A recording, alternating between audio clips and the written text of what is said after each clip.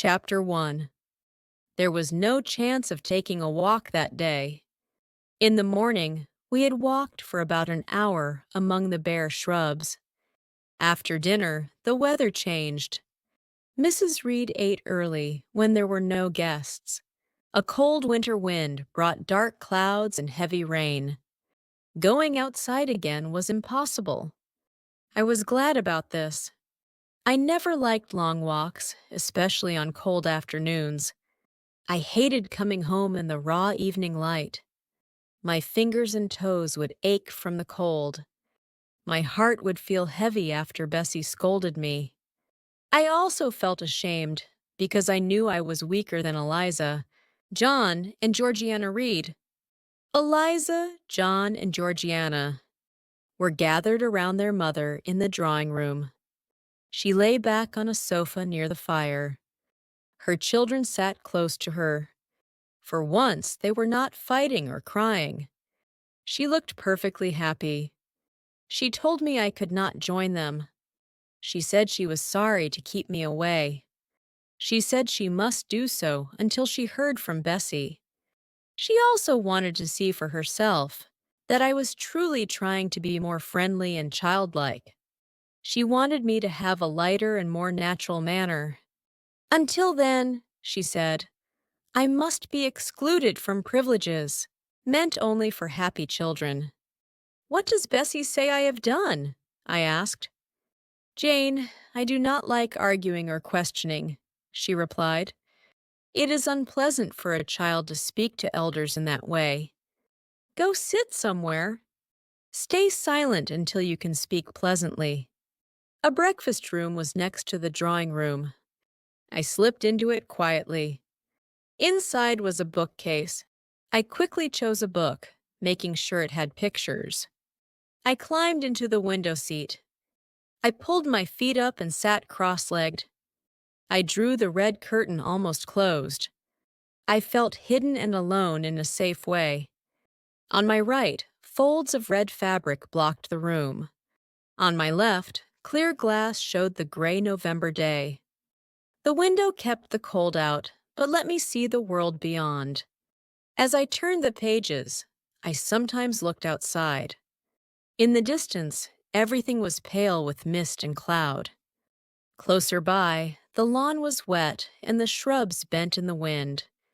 Rain swept across the ground without pause. I returned to my book. It was Buick's History of British Birds. I did not care much for the written parts. Still, some opening pages caught my attention. They spoke of seabirds and the lonely places where they lived. They described rocky cliffs and distant shores. They spoke of Norway and its many islands, reaching north to the edge of the world. They described wild seas and stormy coasts. I also read about cold lands like Lapland, Siberia, Iceland, and Greenland. They were places of endless ice and snow. They felt vast and empty. In my mind, these places became shadowy and strange. I did not fully understand them, but they left a deep impression on me. The words gave meaning to the pictures.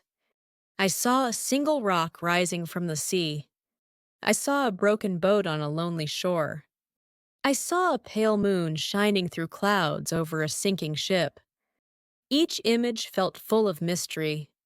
One picture showed a quiet churchyard with a gravestone. A low wall circled it.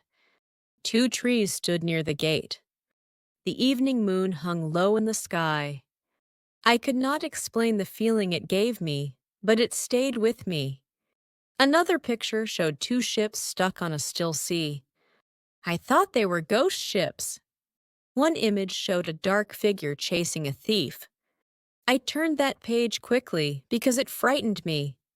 Another showed a dark shape, sitting on a rock and watching a crowd near a gallows. That one scared me too. Each picture told a story. I did not fully understand them, but they fascinated me. They felt as powerful as the stories Bessie sometimes told on winter evenings. When she was in a good mood, She would iron by the fire and let us sit nearby. She would tell us stories of love and adventure from old books. We listened with great attention. With the book on my knees, I felt happy in my own way. I feared only one thing. I feared being disturbed. That fear soon came true. The breakfast room door opened.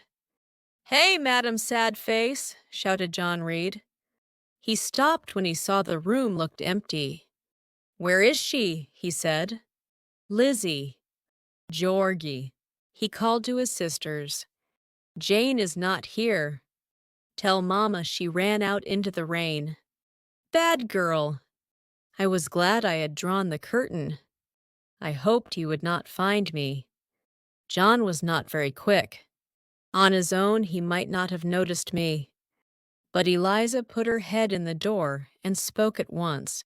"She is in the window seat, Jack." I came out right away.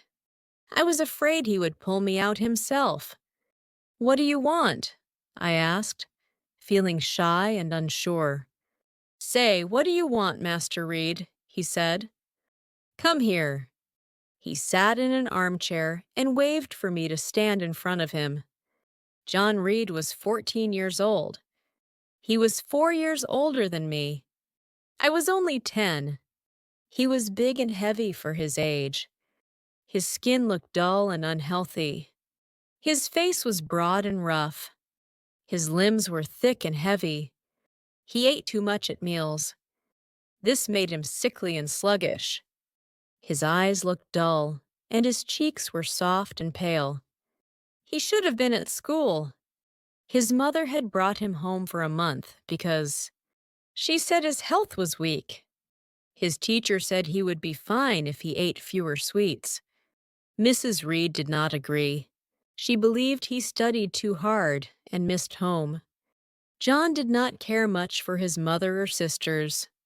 He disliked me. He bullied me constantly. He hurt me again and again. I feared him with my whole body. When he came near, I shrank away. There was no one I could turn to. The servants did not want to anger him. Mrs. Reed never noticed his behavior. She did not see him hit me or hear his cruel words. This often happened when she was not watching. I obeyed him and stepped closer. He spent a few moments making faces at me. I knew he would hit me soon. As I waited, I thought about how ugly and cruel he looked. Perhaps he saw this thought on my face.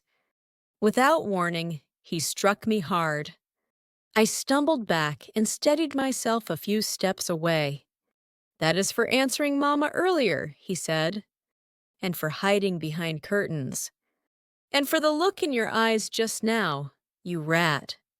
I was used to his insults. I did not reply. I only waited for what would come next. "What were you doing behind the curtain?" he asked.